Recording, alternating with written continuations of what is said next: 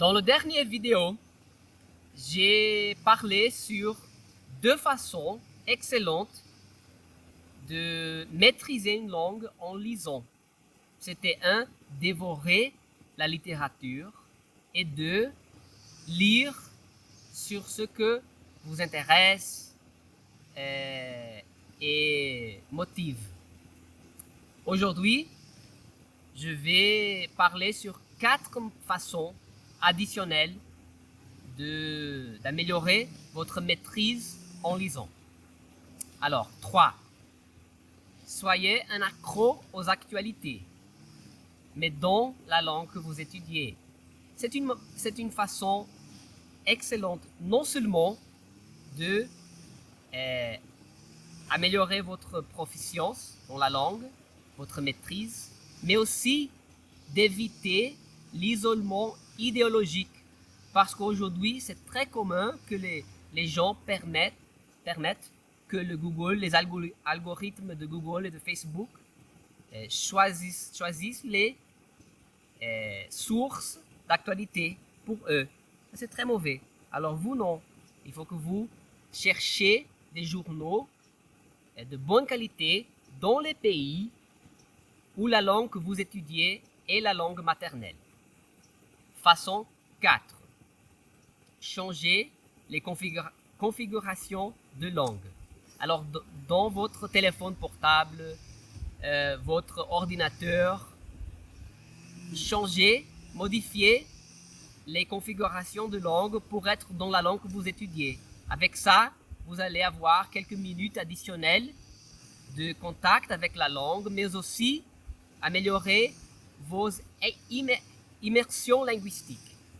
Si vous faites une classe de conversation dans la langue, mais vous devez regarder quelque chose sur votre portable, c'est bien que ça soit dans la langue que vous étudiez. Ça va faire que l'immersion soit de meilleure qualité. Façon 5. C'est de chercher en Google. Aujourd'hui, nous cherchons tout en Google. C'est très bon parce que on ne perd pas du temps.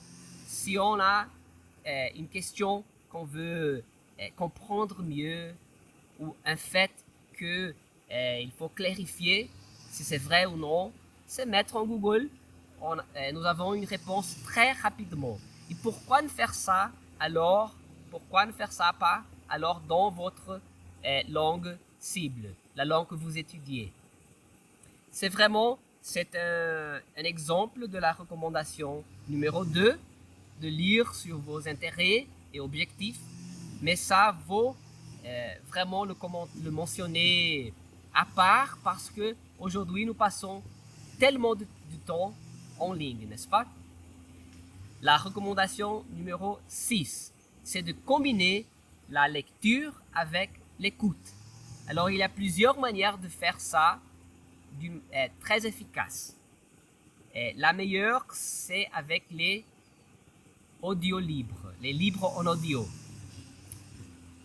C'est spectaculaire si vous êtes intermédiaire ou plus basique de lire et écouter en même temps. Mais même si vous êtes très avancé dans la langue, c'est très agréable d'écouter un livre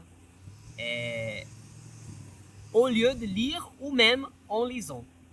Vous pouvez aussi combiner la lecture avec l'écoute, avec la musique et avec des podcasts ou conférences où vous rencontrez une transcription, ou même les films ou les séries télévisées.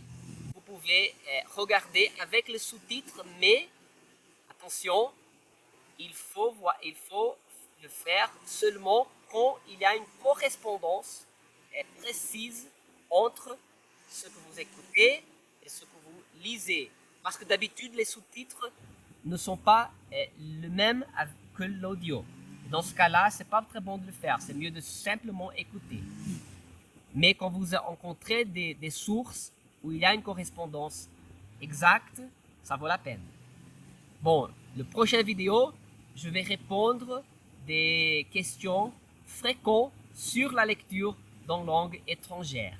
Alors j'espère que vous nous accompagnez et que vous laissez aussi vos expériences et vos questions en bas. Merci beaucoup. À la prochaine.